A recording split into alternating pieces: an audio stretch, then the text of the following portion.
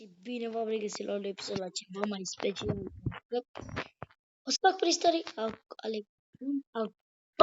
al contului meu, că m-am oprit așa, că nu știu ce să mai zic și da, o să vă prezentez contul meu și să vedem, vă spuneți în comentarii ce notă îi dați. Deci vedeți, să vă prezentez prin dată de aici. Reply, what? On. Wow. E ceva aici. Ok, aici pe ce rank nu vă deteste mine pentru că sunt silver, că nu mă înjur. Aici, pe rank platin 4 și am 5 elite pesuri. Am vreo 972 de kill-uri, nu mă jur de mult. Wins am 27, wins nu știu ce, what? Am wins 27.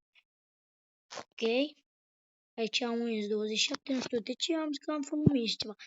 Ok, am 850 de like-uri, deci mă apreciază lumea, știi?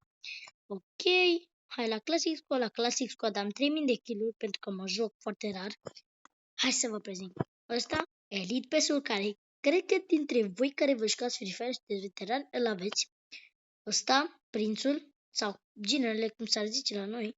Ăsta care l-am de la ăstea de la monștri, dar eu știu spun monștri.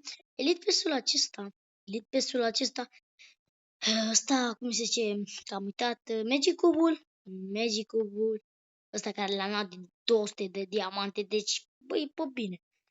Elitul, acest skin de moș care nu-mi place, bine îmi place, astea 3, oh my god, am băgit, îmi pare rău.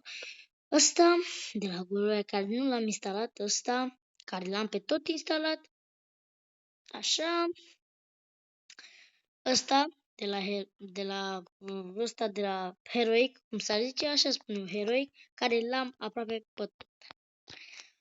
Așa, ăsta de la incubator, ăsta care l-am luat gratis de la calendar, ăsta care l-am luat gratis de la token, cum se spune că am uitat, tokens, da.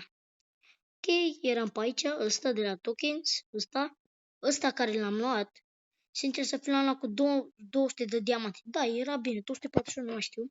Acesta care am dat buleria, ăsta l-am întreg, dar nu e să pune.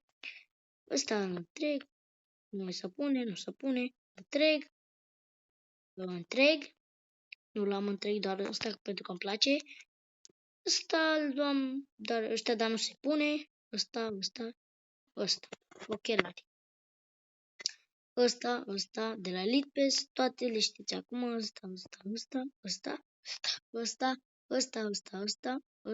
ăsta e purașul care nu l-ați văzut, ăsta, Zombie Samurai, Zombie Feed Samurai, acest ochi, această mască, acest McLaren, acest ochi cu microfon, nu știu, această cască de ping-pong, ok, sau nu știu cum se numește, îmi pare